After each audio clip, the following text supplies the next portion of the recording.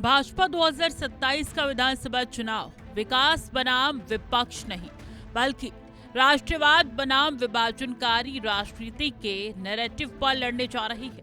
CM योगी ने सहारनपुर के देवबंद की धरती से इसके संकेत दिए। सीएम योगी ने देवबंद की धरती से विपक्ष पर सीधा निशाना साधा।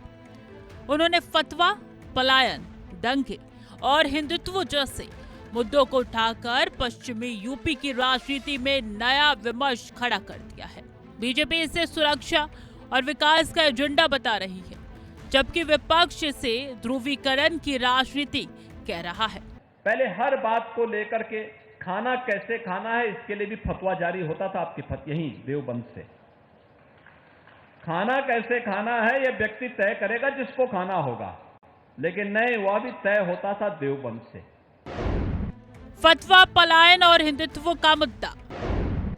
फतवा विवाद से राजनीतिक बयानबाजी तेज। पश्चिमी यूपी में सियासी तापमान बढ़ा।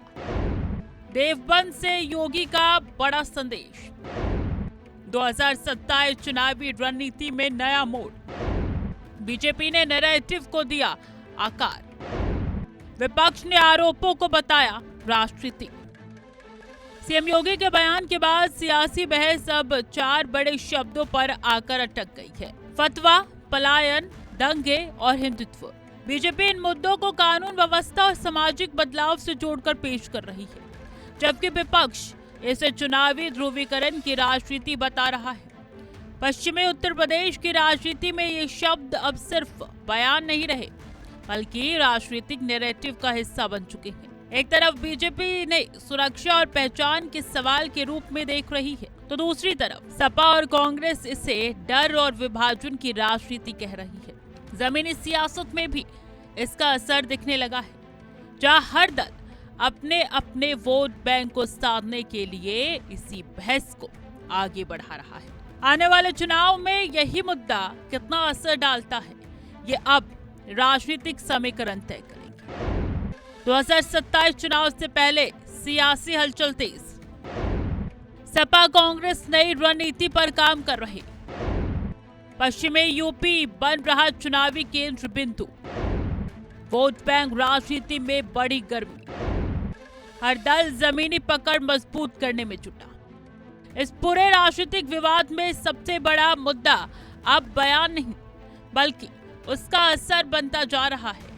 योगी आदित्यनाथ के बयान के बाद पश्चिमी यूपी में राजनीतिक ध्रुवीकरण की चर्चा तेज हो गई है। बीजेपी इसे अपनी सुरक्षा और सांस्कृतिक पहचान की राजनीति से जोड़कर देख रही है, जबकि सपा और कांग्रेस इसे जनता के असली मुद्दों से भटकाने की कोशिश बता रही है। जमीनी स्तर पर भी दोनों तरफ से संगठन सक्रिय हो गए हैं और 2027 को ध्यान में रखकर बूथ स्तर तक रणनीति को मजबूत किया जा रहा है।